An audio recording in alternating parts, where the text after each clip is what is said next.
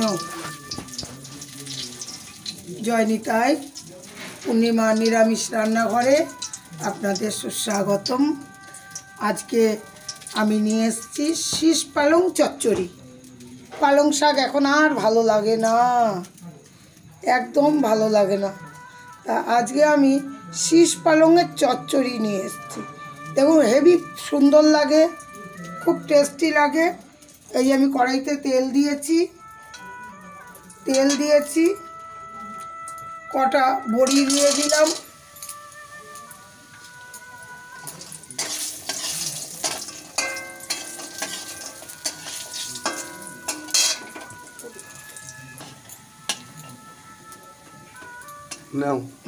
এই তো বড়িটা ভেজে, এগুলো হাতে করা বড়ি, ওই চাল কুমড়ো দিয়ে বড়ি করা। এবার আমার বড়িটা ভাজা হয়ে গেল, আমি তুলে দিচ্ছি বড়িটা।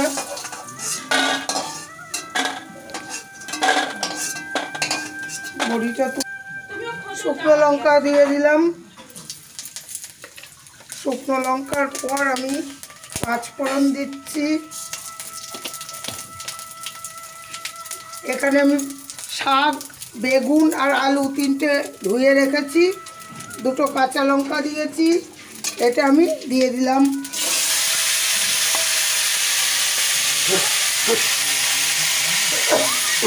এবার সব দিয়ে দিচ্ছি।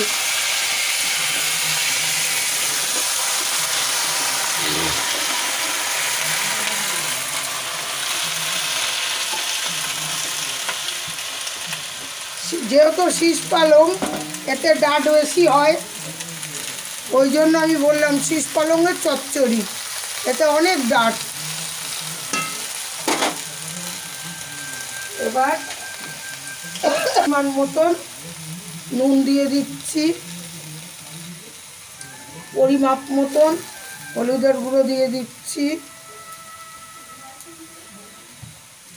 এবার এটা মিশিয়ে একটু ঢেকে দিলে এটা কমে যাবে। এবার আমি একটু ঢেকে দিচ্ছি, কিছুক্ষণ ঢাকনাটা খুলে দিয়েছি। আপনাদের না দেখিয়েই আমি বড়িগুলো দিয়ে দিয়েছি। বড়িটা কেন, হাতে করা বড়ি তো, আগে না দিলে সিদ্ধ হবে না। আর একটু চিনি দিয়েছি। এবার আমি নামিয়ে ফেলছি, গ্যাস অফ করে দিলাম।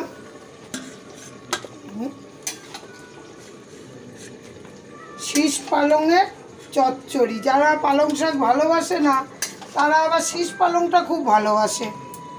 যারা ডাঁটা ভালোবাসে তারা শীষ পালংটাকে খুব ভালোবাসবে, কেন একটু ডাঁটা ডাঁটা আছে, খুব ভালো লাগে।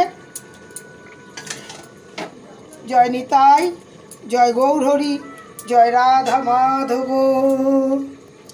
এই আজকের আমার রেসিপি শীষ পালংয়ের চচ্চড়ি। আমি গোবিন্দর জন্য নিয়ে চলে যাচ্ছি ঠাকুর ঘরে। জয় নিতাই, জয় গৌরহরি, জয় রাধা মাধব।